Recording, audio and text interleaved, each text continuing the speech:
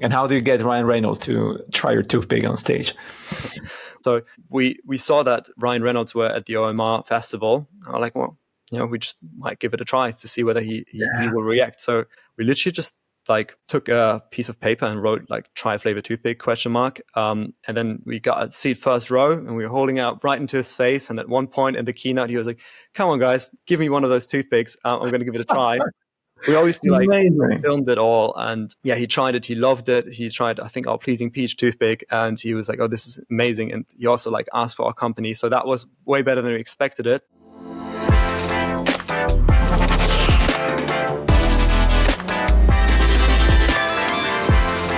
Welcome to the EU Startups Podcast. Sit back and enjoy the show hosted by Marcin Lewandowski. Hey everyone, this is Marcin Lewandowski and you're listening to the EU Startups Podcast. My next guest is putting a stick in the mouth of big gum. Niklas Terrahe is the co-founder and CEO of Pick'em, a D2C brand turning flavored toothpicks into the next global habit. With 250 million plus views, 11 million toothpicks sold, and a mission to kill plastic waste from chewing gum, Pick'em isn't just a product, it's a movement. Today, we're going behind the scenes of how you build hype, scale fast, and turn tiny sticks into a big deal. Niklas, it's such a pleasure to have you on the show. Super happy to catch up with you. Thank you, Marcin, for having me. I'm excited. Nice. Hope you like the intro. Beautiful. Awesome. Let me start shooting questions then. Niklas, let's go back because... we met last time. We spoke last time before Pick'em even happened. How does someone get the idea to reinvent toothpicks as a lifestyle brand? Well, I think it actually started in my very first semester at uni. I just came from a finance job and I just applied to that university. It was my first semester. And I just wanted to have some fun. And I've researched into products. I was very inspired by two companies. One is Liquid Death. Many people know them, and they do canned water worth $1 billion. And the other one is called Dr. Squash. They do block soap. I was like, how crazy is it that commodities like water and soap can turn into such big brands? Yeah. And I was looking for a product similar to water and soap that literally every human being knows, from India, China. And I was thinking, toothpicks. Everyone knows what a toothpick is. Everyone immediately identifies what it is. So maybe there's something there. And then I've researched further and I found that there were huge spikes in toothpick adaptation in the 80s and 70s.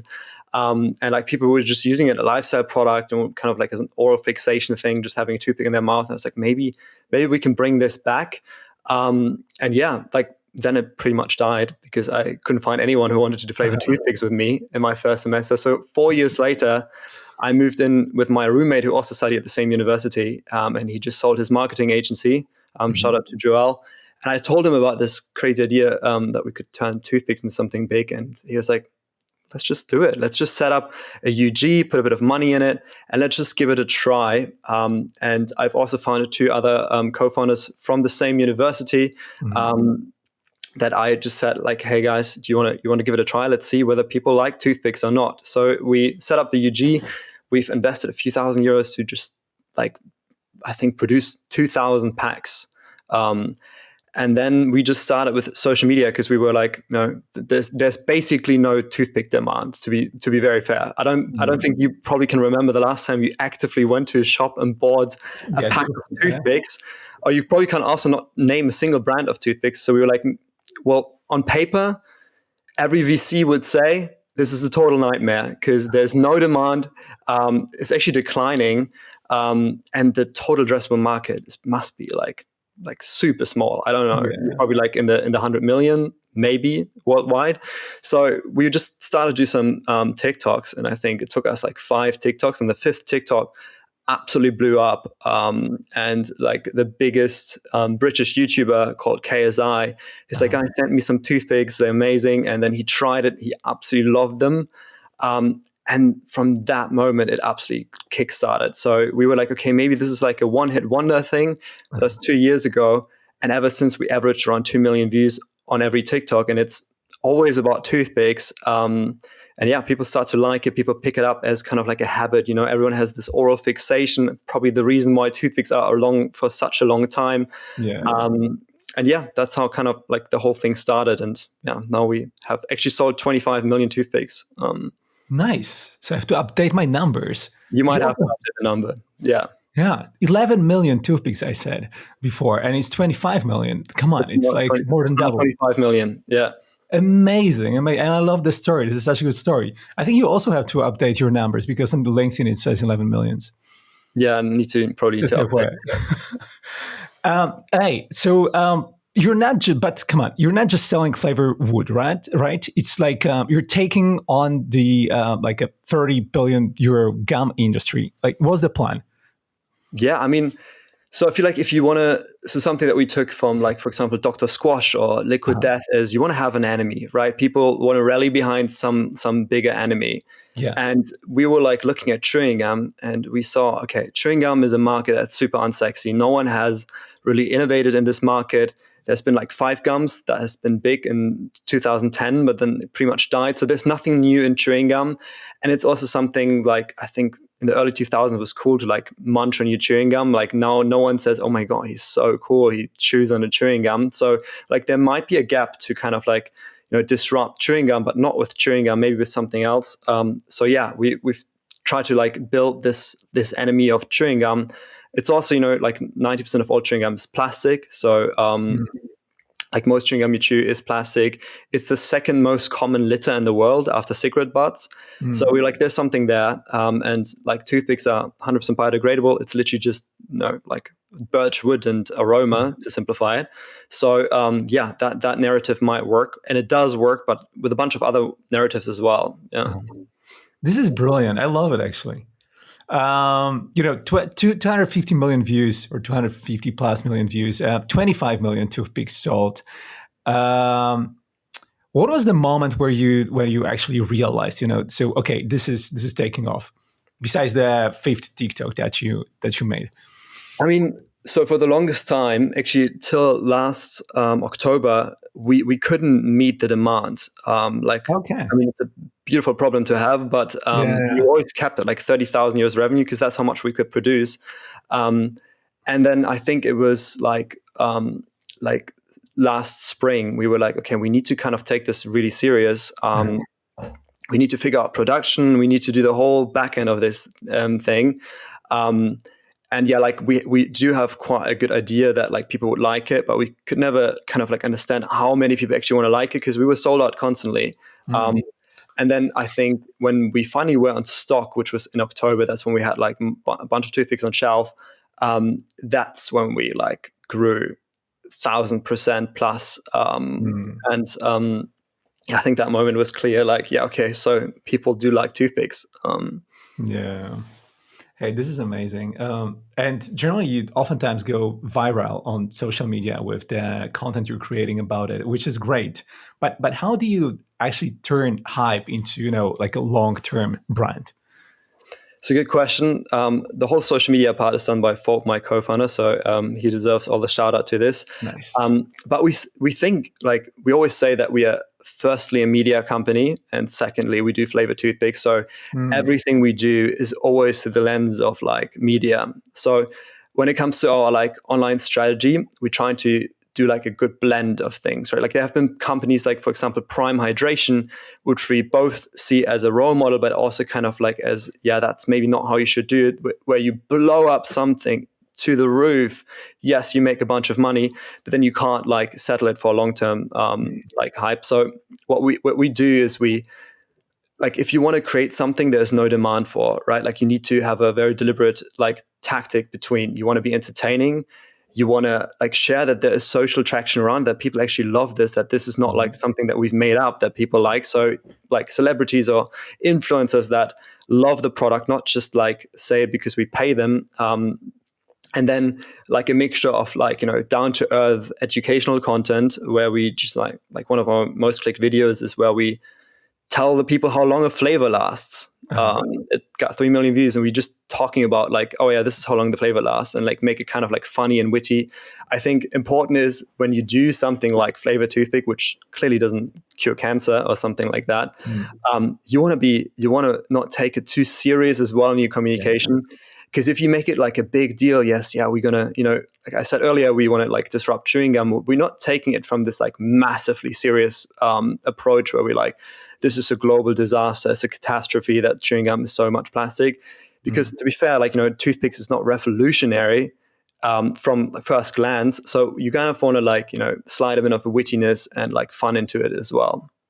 100%. And speaking of that, what's one creative marketing move you tried that worked way better than expected? And how do you, and actually maybe follow-up question to that, how do you actually get Ryan Reynolds to try your toothpick on stage? One video that was unexpected to blow up. Yes. So actually our most clicked video is where we were shooting a toothpick into space.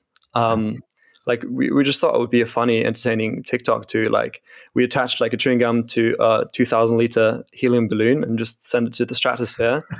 That went crazy. I think it reached around 25 million views. And yeah, I mean, like the whole thing, it's about like building storyline, right? Like that's what you want to do. Like if you want to create demand for something that hasn't been there, or that could become back, you want to build good storyline and good storytelling. That's kind of like the core of it. But we didn't know that this would blow up so much. Amazing. And how do you get Ryan Reynolds to try your toothpick on stage? Well, I mean, we always like trying to be also, like with all the buzz and crowd out there, with like so much advertisement around like brands, we're trying to do things a little bit different. So we're trying to do a bit of guerrilla marketing here and there because it's just also fun to do and like gets people excited. So we saw that Ryan Reynolds were at the OMR festival. I'm like, well, we just might give it a try to see whether he will react. So we literally just like took a piece of paper and wrote like try flavor toothpick ? And then we got a seat first row and we were holding it up right into his face. And at one point in the keynote, he was like, come on guys, give me one of those toothpicks. I'm going to give it a try. We obviously like filmed it all. And he tried it. He loved it. He tried, I think, our Pleasing Peach toothpick. And he was like, oh, this is amazing. And he also like asked for our company. So that was way better than we expected it. The crazy part was, which I did absolutely not expect, was because there was so much media at the OMR festival, like folk who'd done the whole stunt, he got crowded afterwards with like German media. So we got Wired on TV, like Bill, like biggest German news outlet, like wrote an article about us. That was the crazy part, which I didn't expect. And that sparked like Germany as a market, like pretty much. This is amazing, Niklas. This is so awesome. And I love it that you guys just having so much fun while doing it at the same time. Hey, so everyone talks about, product market fit. What does that mean when your product is brand new to the market? So I think like product market fit, right? Like you still need to prove that, right? Like it's not that you can always like ever skip this. But I think you don't need to. I think what a lot of founders and especially VCs do wrong is they go in the numbers. They look at like, oh, how big is the total addressable market? Like 100 million total addressable market for toothpicks declining. That's never going to kick off. But I think if you really think first principles, like for like one of our big role models is Chiquita bananas. Like there was one guy, like American guy, who went to Papua New Guinea and he tried a banana. He was like, oh, I love this fruit. Let's make it big.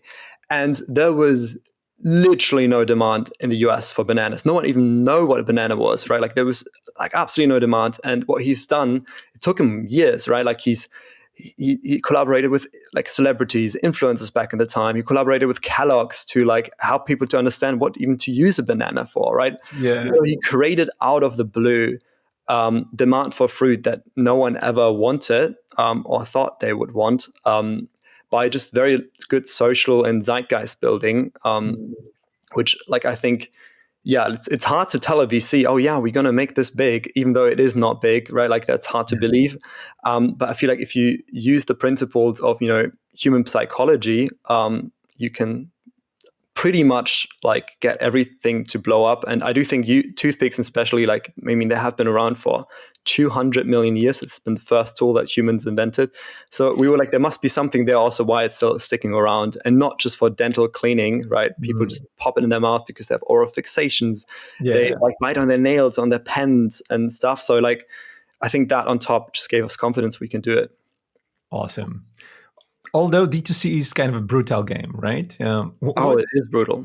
Yeah. What's something behind the scenes that's way harder than people think? Well, coming from B2B, I think the hardest thing is like cash flow, right?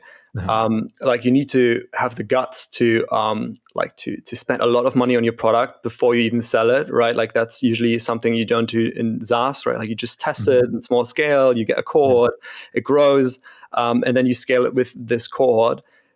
When D2C, you kind of just need to trust that, like if you produce 100,000 toothpicks packages, that you will be able to sell it. And if you can't sell it, you are scratching immediately on the verge of the extinction. So luckily we haven't had this yet to this extent, but like it's always scary to like invest $500,000 in production, not knowing whether this is going to sell, because you can't really, you can test it to an extent, but also consumers don't like to wait like month for a product and the hype dies. So that's I think is a bit scary. In general, cash flow, right? Like you need to negotiate with all the suppliers, like payment terms, because every day where you don't have to pay something and you can get money in, that's worth a lot. So I think this is something that surprised me.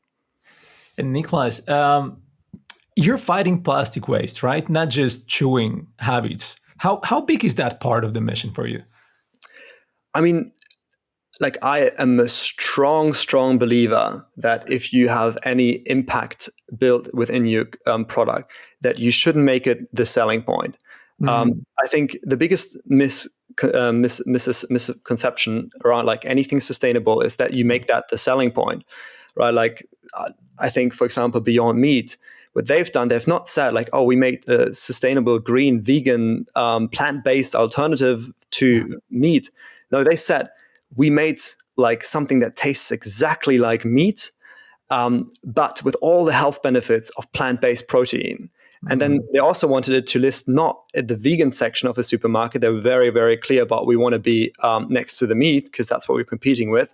So I think the goal is to, if you launch any social brand, is to really think of like what people care. And people, unfortunately, I mean, I would love to be different, care about us sending a toothpick into space more than about us like donating a bunch of money. But I think what you want to do if you like are driven by social and want to make a change, you try to get reach, you try to get your margins up, and then you bake into your business model some ways to give back and to contribute and to drive change with fun, right? Like I think there's a few Oatly, I think, done the same, right? Like I choose oat milk not because like there's no cow sufferings, but I just like the product more.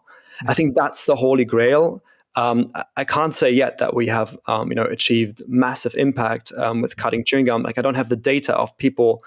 Like I get here and there feedback that people like start to do toothpicks instead of chewing gum, but right, like I don't want to like brag ourselves with like, oh yeah, we're doing so well for the planet, because we still have things to work out, right? Like we still have, unfortunately, plastic packaging, because we couldn't afford in the beginning to go buy composable packaging. It just wasn't there yet. Like we couldn't afford it. It would have like absolutely threw over our margin, and we couldn't grow that much. But I think what's important is that you have that in mind, and whenever you can do it, you do it without making a big deal about it. I think that's how we think about like impact, and we're going to do more social stunts around like cool stuff as well, like Beast Philanthropy, for example. Like Mr. Beast, he has a philanthropy account which does 100 million views on average, and it's just fun and entertaining, but it does good. And I think that's something we would like to do as well. We still want to be the cool, fun brand that doesn't take things too serious, at the same time drive change. I think that's how we think about it.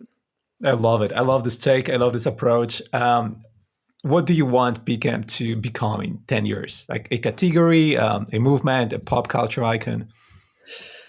So what I want pick him to be, I don't know, you probably had some sweets from your childhood. When you try them, you have this like nostalgia, right? Like this, like, Yeah. oh my God, that brings me right back to when the world was still okay.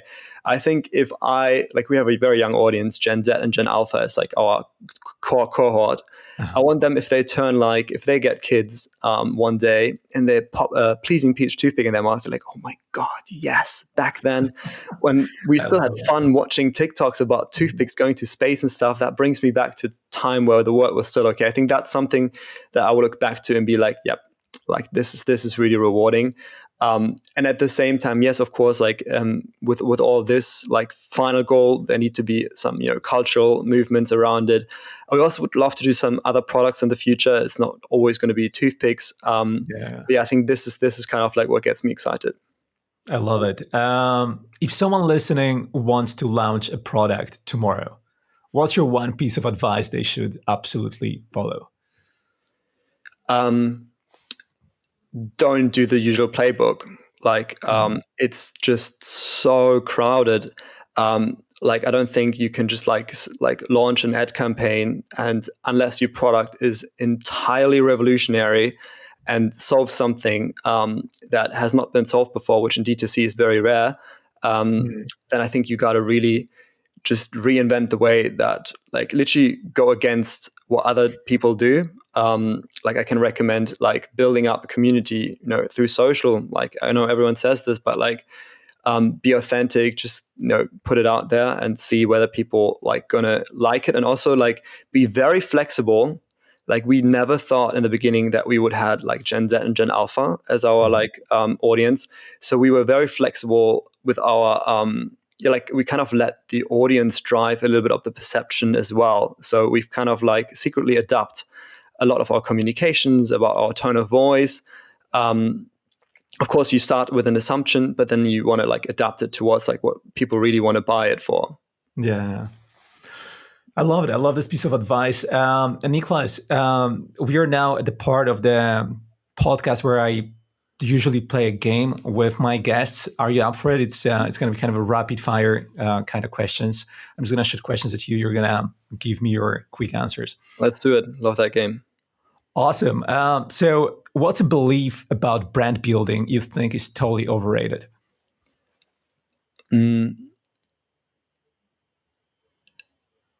Influencer marketing to an extent. I don't think influencer marketing works the way it used to work, where you just like pay an influencer and they post a few stories like, oh, I just received this this product in my package. It changed my life. I don't think that's authentic, no matter how authentic the influencer is.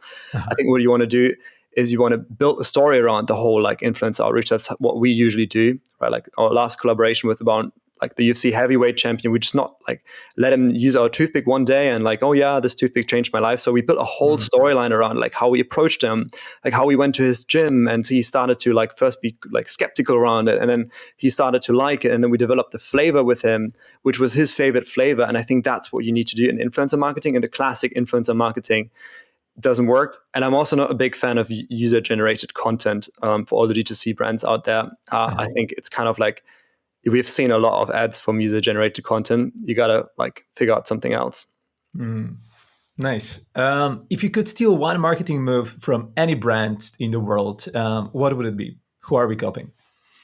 Ooh, that's a really good question.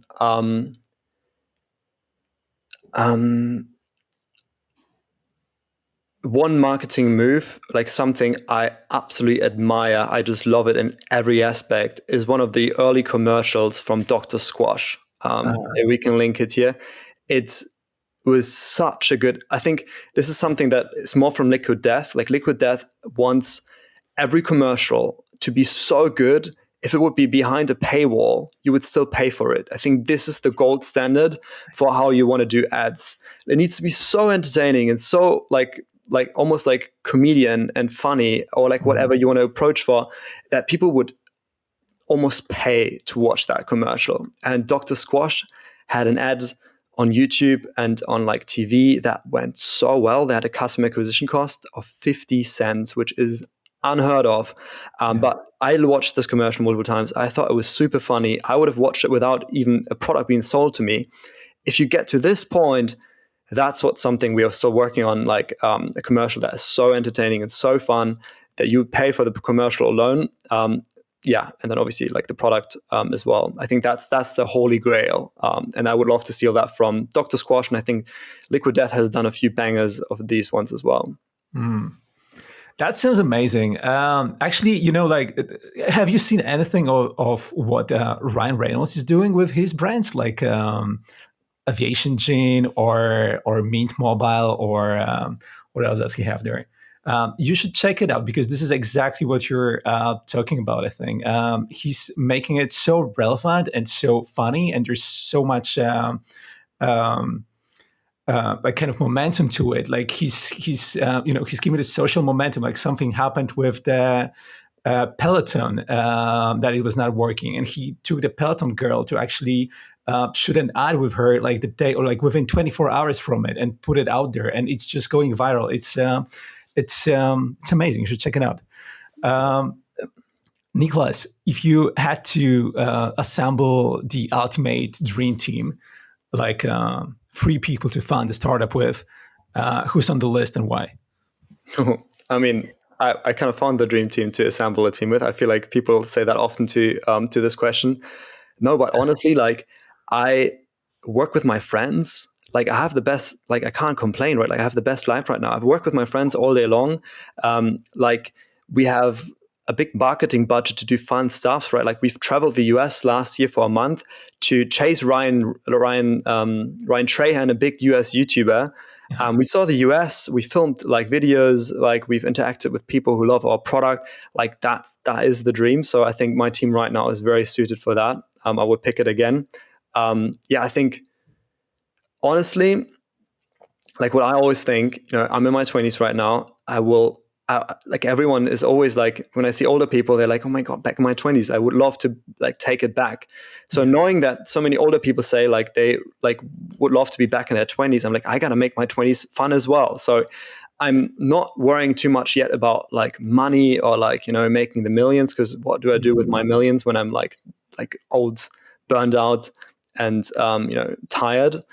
So I'm just trying to get the most out of like my work life blending as well. So I think that's the holy grail. It's just have a lot of fun, because the only scarce thing in life is time, right? So what is it if you gather the millions and then you only have a few years left to spend? So I think that's the holy grail. So just find a team that you have lots of fun with, that loves it, that you can play paddle tennis afterwards as well, that you can also like catch up about other topics and stuff, and then it becomes really fun.